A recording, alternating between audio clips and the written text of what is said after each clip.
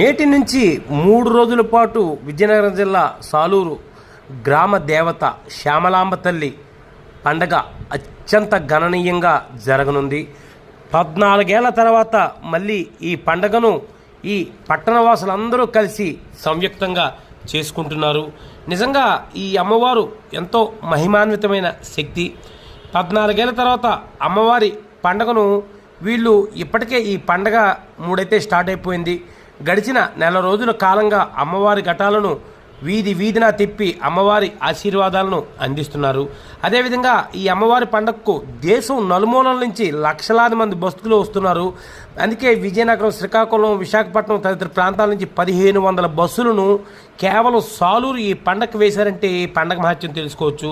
అదేవిధంగా ఈ సాలూరు గ్రామాన్ని రక్షించే శ్యామలాంబకు 6 చెల్లెళ్ళు ఉన్నారు.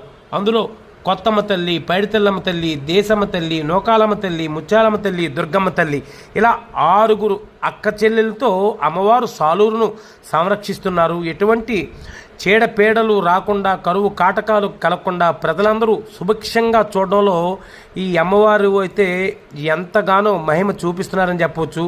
ఈ సాలూరు వాసులకు ఎవరికి ఏ కష్టం వచ్చినా ఈ గుడికి వెళ్ళి మొక్కుకుంటే చాలు వాళ్ళకు ఉన్న కష్టాలన్నీ తీలిపోయి సుఖాలు వస్తాయని బలంగా నమ్ముతారు. అందుకే ఈ అమ్మవారి పండగకు ఎక్కడి వారు అక్కడే ఉన్నారు. సాలూరు నుంచి ఒక్కరు కూడా కదలకుండా అక్కడే ఉన్నారు. తమ చుట్టాల్లో అందరినీ పిలుచుకొని ఈ పండుగను అంగరంగ వైభవంగా చేసుకొని సిద్ధమయ్యారు.